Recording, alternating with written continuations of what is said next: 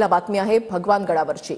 सरपंच संतोष देशमुखांच्या कुटुंबियांनी भगवानगडावर जात नामदेव शास्त्रींची भेट घेतली आहे। आरोपींच्या मानसिकतेबद्दल वक्तव्य करण्याआधी आमची बाजू जाणून घ्यायला हवी होती असं वैभवी देशमुख या भेटी दरम्यान म्हणालेली आहे।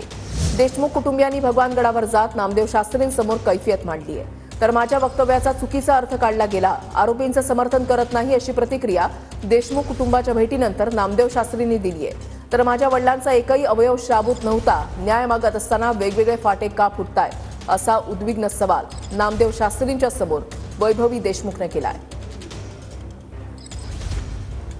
माझ्या वडिलांची हत्या कशी झाली, त्याच्या मागचं कारण काय, ती घटना कशी, जशी मगाशी तुम्हाला चाचाने सांगितली तेवढंच तुम्ही आमचं म्हणजे एकदा ऐकून घेतलं पाहिजे होतं आणि नंतर तुमचं जे वक्तव्य ते करायचं। काहीही बोललेलो नाही, मी तुमच्या पाठीमागे आहे। गुन्हेगाराचं जे काही गुन्हे दाखवलेले ते आणून दिलेले आहेत, मी गुन्हेगाराच्या पाठीमागे नाही, फक्त इतर लोकांनी त्याचा अर्थ चुकीचा केलेला आहे। तुम्ही म्हणलात एका चापटीचं जर त्यांची मानसिकता तशी झाली आणि त्यांनी माझ्या वडिलांची हत्या केली। आज माझ्या वडिलांच्या अंगावर, आज आम्ही फक्त न्यूजला ऐकतो की त्यांच्या अंगावर इतके वार झालेत, त्यांची अशी एकही अवयव नाहीये की तो शाबूत होता। त्यांचे जर आता मी घरीच ते ऐकलं की त्यांचे फक्त अस्थिमध्ये 3 हाडं निघतायत, तर म्हणजे आमची आज मानसिकता काय असेल।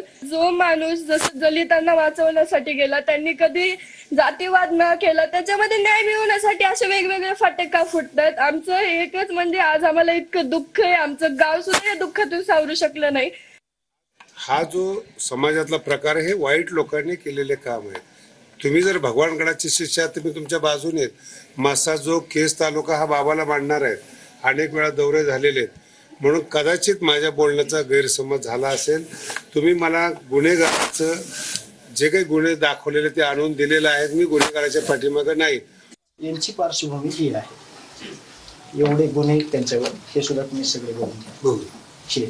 आणि एक थेंब जर रक्ताचा दिसला तर आपल्याला एवढा त्रास होतोय, तर ते फक्त मी लास्टला दाखवल, कारण का मी आतापर्यंत त्या दुःखात गेलो नाही। म्हणजे मी पूर्ण संपून जाईल मी नाही, तुम्हाला जे आता दाखवणार आहेत ना ते खूप भयानक आहे। म्हणजे मी ते म्हणजे तुम्हाला एक्सप्लेन पण करू शकत नाही आणि मी स्वतःला हे पण करू शकत नाही, खूप भयानक आहे। तर ह्या 2 गोष्टी आहेत, हे सगळे क्राईम मधले आहेत।